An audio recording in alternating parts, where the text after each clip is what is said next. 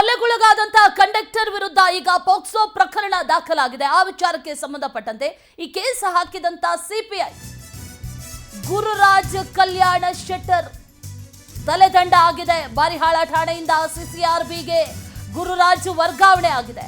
ಬೆಳಗಾವಿ ನಗರ police ಆಯುಕ್ತ ಎಡಾ Martin ಆದೇಶವನ್ನ ನೀಡಿದ್ದಾರೆ. ಬಾರಿಹಾಳ ಠಾಣೆಗೆ ಸಿಪಿಐ ಆಗಿ ಮಂಜುನಾಥ್ ನಾಯಕ್ ಈಗ ನೇಮಕ ಆಗಿದೆ. ವರ್ಗಾವಣೆ ಮಾಹಿತಿಯನ್ನ ಖಚಿತಪಡಿಸಿದ್ದಾರೆ ಹಿರಿಯ ಅಧಿಕಾರಿಗಳು. ವರ್ಗಾವಣೆ ಆಗಿದೆ ಅನ್ನುವಂತ ವಿಚಾರ ಈಗ ಲಭ್ಯ ಆಗ್ತಾ ಇರೋದು. ಬಸ್ ನಿರ್ವಾಹಕನ ಮೇಲೆ ಹಲ್ಲೆ ನಡೆಯಿತು.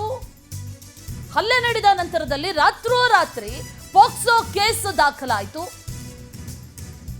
ಸಿಪಿಐ ತಪ್ಪು ಮಾಡಿದ್ದಾರೆ ಅನ್ನುವಂಥದ್ದು ಮೇಲ್ನೋಟಕ್ಕೆ ಈಗ ಸಾಬೀತಾಗಿರುವಂತಹ ನಿಟ್ಟಿನಲ್ಲಿ ಸಿಪಿಐ ಈಗ ವರ್ಗಾವಣೆಯಾಗಿದೆ. ಆ ಸ್ಥಾನಕ್ಕೆ ಮಂಜುನಾಥ್ ನೇಮಕ ಆಗಿದೆ ಅನ್ನುವಂಥ ಮಾಹಿತಿ ಲಭ್ಯ ಆಗ್ತಾ ಇದೆ. ಸಿಪಿಐ ಗುರುರಾಜ್ ಕಲ್ಯಾಣ್ ಶೆಟ್ಟರ್ ತಲೆದಂಡ ಆಗಿದೆ.